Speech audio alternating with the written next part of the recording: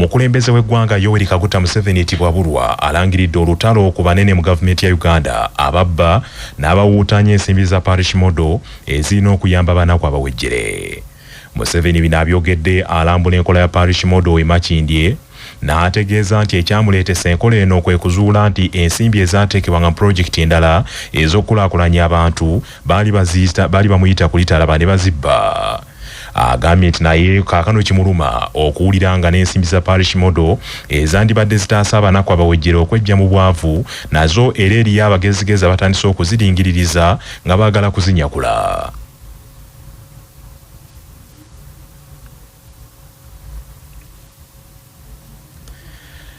Mu mbeera eno Pulezidenti Yoweri Museveni asuubiza abakulembeze ku mitendera egy'enjawulo nabo agenda kubateekerawo enteekateeka ya parish model nga yanjawulo bakomye okugujubanira obusente bw'abanaku abawejjere obaweerezebwa okubajja mu bwavu. Museveni era alangiridde nti agenda kwongera ku bungi bw'omutemwa ogw'ensimbi za parish model gavumenti zeewa abantu b'omu bibuga kubanga akizudde ng'ensimbi ezo ntono bw'ogeraageranya n'omuwendo gw'abantu abali mu bibuga. It's not enough. Yes, tukkiriza nti sente zankubadde zijja naye kirabika bambi tezimala. Especially in the town here. Naddala mu bitundu eby'ebibuga. Where the population is big. Ebitundu eby'ebibuga omuli abantu baffe abangi ennyo. We are going to increase more money for the town. Twagala bakakasa sente za PDM tugenda zongerako naddala mu bitundu eby'ebibuga. Because there are more people there. Kubanga tukakasizza ti abantu bangi mu bibuga. There are more households. Mwami Museveni era asuubiza nti wakwongera okuteekawo pulojekiti ezikulaakulanya abavubuka abali mu Kampala kubanga akizudde nga abavubuka b'omu Kampala bali mu mbeera mbi ddala nga n'ebyetaago byabwe bingi nnyo.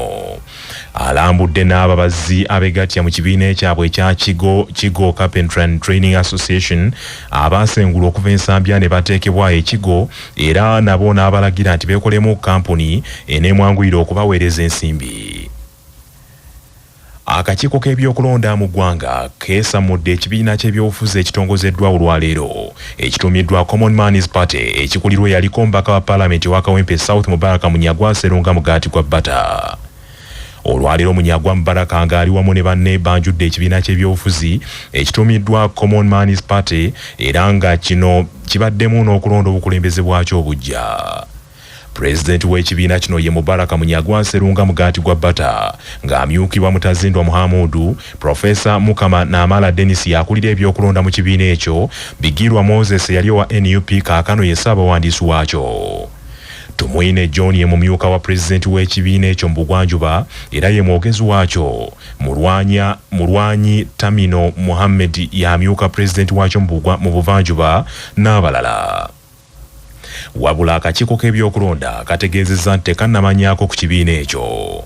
Omwogezi w'akakiiko k'ebyokulonda mu ggwanga Julius Mucunguzi agambye nti waliwo ebigobererwa mu kutandikawo ekibiina ky'ebyobufuzi era abaatandise Common Man's Party bandibanga bali ku byabwe. Akakiiko k'ebyokulonda kawulidde nti waliyo abatudde mu Kampala olunaku olwaleero abantu abatudde mu Kampala olunaku olwaleero ne bagamba nti batonzeewo kye bayita ekibiina ky'ebyobufuzi. Naye akakiiko k'ebyokulonda kaaga kutegeeza bannayuganda nti ekibiina ky'ebyobufuzi ekyakasembayo okutongozebwa akakiiko k'ebyokulonda kyekyo kye bayita People's Front for Freedom OPFF. Akakiiko keeyongera okutegeeza bannayuganda nti okutondawo ekibiina ky'ebyobufuzi oba ebibiina by'ebyobufuzi mu Uganda bigoberera etteeka lye bayita Political Parties and Organizations Act of 2005. Wabula amyuka President w'ekibiina kino mu Buganda Semakula Bibu Musa agambye nti tebatandise kibiina kipya wabula beeyubudde bweyubuzi okuva mu kibiina ekikadde ekibadde kiyitibwa Uganda Economic Party ekyawandiisibwa mu mwaka 2004. Julius Mucunguzi twatuula Delegate Conference yatuula kujjako nga tasoma biwandiiko tabirina. The former president Mr. Watente abadde kati chairman w'ekibiina yagenda n'atwala ebbaluwa n'amanotfyinga ne bagikwanako ne stamp nga tugenda kutuusa to the Delegate Conference. Ne tugituuza ebyavamu byonna ne tubitwala mu kakiiko k'ebyokulonda ne babirisinga bulungi nnyo. Kati ekibiina tukizza bujja kyawandiisibwa mu 2004 nga Uganda Economic Party. Ssentebe w'akakiiko k'ebyokulonda ke NRM Dr. Tango Doi alabudde banna NRM ne ba agenti baabwe ku bifo eby'enjawulo beewala emivuyo mu kulonda naddala okugulirira abalonzi okusomba abalonzi oba okutaataaganya ebyokulonda okwakamyufu k'ekibiina ekyo okunaabawo okwosenkya nga 17 Ogw'omusanvu. Dr. Tango Doi ategeezezza nti singa banaazuula vulugu yenna wadde emiroboli eginaabeera mu kalulu akakamyufu ebivudde mu kulonda mu kitundu ekyo bigenda kusazibwamu bulambalamba. We want detractors in Mubende, detractors in Sembabule, detractors in Tororo County, detractors in Rampara, because we've heard what they are planning to do. We warn them. They are not above the law. We are going to handle our situation according to what we know of a free and fair. Bino Dr. Tango Doi yabyogeredde mu kibuga Kampala ku kitebe ky'akakiiko k'ebyokulonda ke NRM ku Kyaddondo Road mu kibuga Kampala. Era bw'ati ategeezezza nti kaweefube w'okulonda okwakamyufu k'ekibiina ekyo wakutandika n'okulonda abanaakiikirira abakyala mu palamenti nga tebannaba kugenda ku kulonda abaka ba palamenti abakiikirira constituency. Mu ngeri y'emu Dr. Tango Doi ategeezezza nti olukalala olujja olw'abannakibiina kya NRM abalonzi olunaakozesebwa mu kulonda kuno we lutuukidde olwaleero nga ebitundu balutuusiza ku bitundu 98 ku buli 100 era nga bakakasa nti bokka abali ku lukalala olwo be bajja okwetaba mu kulonda.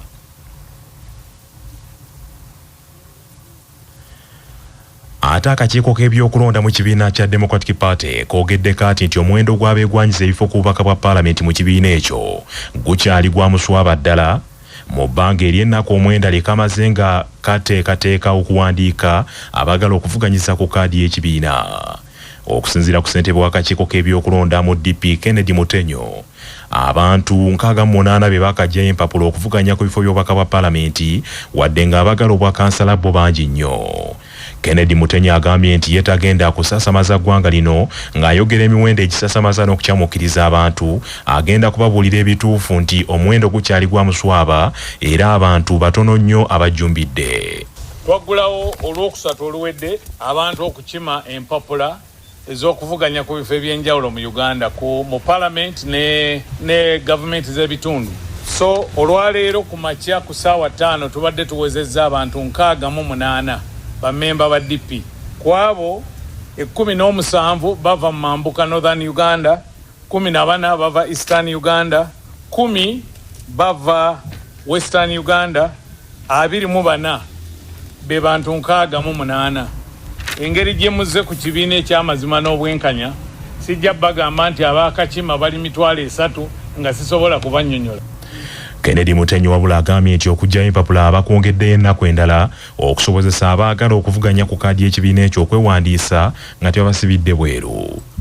Manya obuvuna obuddo obw'eddembe lyo tonyigirizibwa ddembe lyo ery'obwebange. Ddembe lyakukyusibwako Muna Herbal Mouthwash weegendereza agabbi obutakuguza bicupuli by'eddagala erigenda okukulaza n'okuggyamu amannyo ng'eddagala ettuufu okugajjanjaba eryakakasibwa National Drug Authority weeriri mu pharmacy ne drug shops baliyita Muna Herbal Mouthwash era n'ewaka lyetusenyesa nga bali wamu ne Baluswata Property Consultants batunda ettaka ku nguudo zonna eziyingira n'okufuluma ekibuga va mu by'ettaka lyakulukuta ennyumba ya kyama basange ku ofiisi yaabwe ekyengera opposite Orange City essimu 0704 80 1905. Kimenya mateeka okugogola omwala nga tofunye lukusa nga munnamateeka Magirani Kazibu bw'annyonnyola. Omuntu yenna aliraanye omugga singa yeetantala n'agoogola omugga ogwo ng'aguggyamu kazambi oba ebitoomi oba okugutereeza mu ngeri yonna nga tafunye lukusa lutongole okuva mu ministry ey'ebyamazzi n'obutonde, omuntu oyo aba azzizza omusango era bw'akwatibwa asobola okuwa engassi ya siringisi 15,000 buli lunaku lw'aba amaze nga agogodde omugga ogwo oba okusibwa ebbanga lya myezi 6. Gavumenti ewaddeyo obuwumbi bw'ensimbi 468 zigende mu kakiiko k'ebyokulonda mu ttundutundu erisooka ery'omwaka gw'ebyensimbi guno 2025-2026 olw'okuteekateeka akalulu akabindabinda. Ensimbi ezo ettundutundu ku nsimbi trillion 17 gavumenti zeefulumizza olwaleero zeesindise mu bitongole byayo mu myezi 3 okuva mu mwezi guno ogw'omusanvu okutuuka mu mwezi ogw'omwenda. Akakiiko k'ebyokulonda kinajjukirwa nti kaasaba ensimbi eziri mu buwumbi 8 zikasobozesa okuteekateeka akalulu k'omwaka ogujja. We lutuukidde olwaliro ng'akakiiko kano kaakafuna obuwumbi obuli mu 6 okuteekateeka akalulu era nga okuteekateeka akalulu kwatandika dda n'okulonda okw'abavubuka abakadde n'abaliko obulemu. Mu mbeera y'emu gavumenti efulumizza obuwumbi 249 eziwadde Paalamenti okuddukanya emirimu gyayo ate obuwumbi 47 buweereddwa essiga eddamuzi okutambuza emirimu gyalyo. Trillion 17 ezifulumiziddwa olwaleero. Kuliko trillion 6 n'obuwumbi 9 ezigenze mu kusasula agamu ku mabanja gavumenti gezeeyewola. Emisaala gy'abakozi ba gavumenti giweereddwa trillion 2 n'obuwumbi 26 ate okutambuza emirimu gya gavumenti kuteekeddwako trillion 4 n'obuwumbi obuwerako. Obuwumbi bw'ensimbi 692 zigenze mu nkulaakulana ya ggwanga. Ensimbi trillion 17 gavumenti zeefulumizza ez'ettundutundu erisooka mu mwaka gw'ebyensimbi guno zikola ebitundu 23 ku buli 100 ku mbalirire ya trillion 72 ezayisibwa ez'omwaka gw'ebyensimbi guno 2025-2026.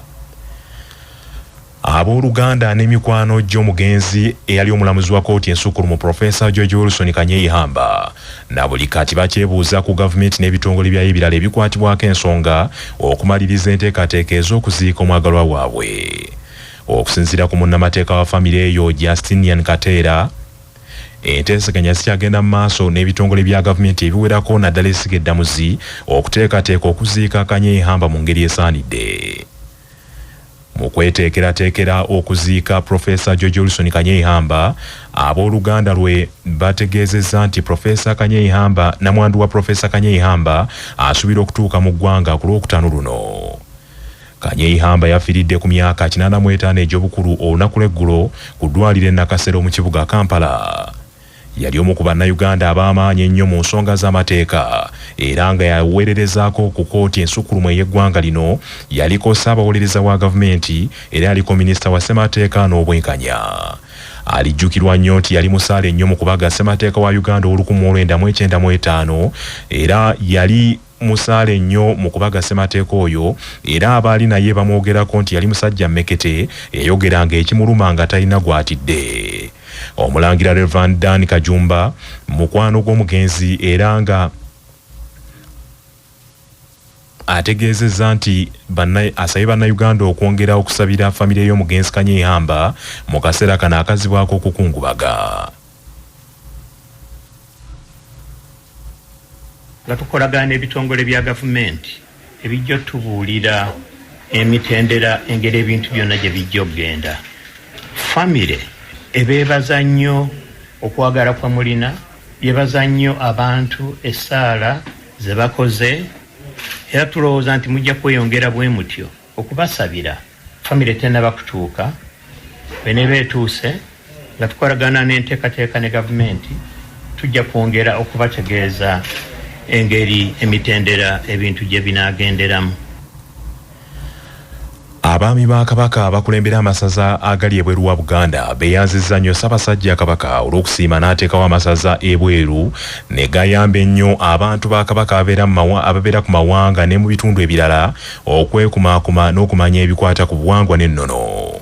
Bino byogedde omwami wa Kabaka ow'essaza ery'e Busoga Nakiyingi Jeeni Bakarikwira bw'abadde akulembeddemu abantu ba Ssaabasajja Kabaka abakiisa embuga mu nkola eya lwalo lwange era nga baleese ensimbi obukadde 2,65.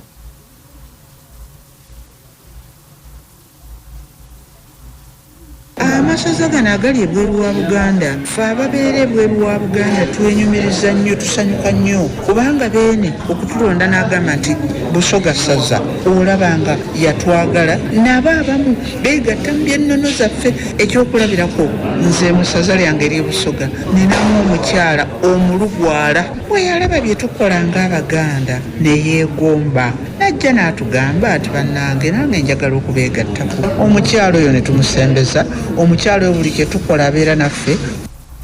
Mu ngeri emu eggombolola ya Ssaabawali Buyikwe okuva mu ssaza Kyaggwe ng'ekulembeddwa Nanjobe Josephine bakiise embuga mu Luwalo ne baleeta akakadde kamu emitwalo 60 era abatendereza nnyo enkola ey'okulondoola emirimu egikolebwa mu masaza nti bayambye nnyo okwezuula n'okwongera amaanyi mu nkola y'emirimu.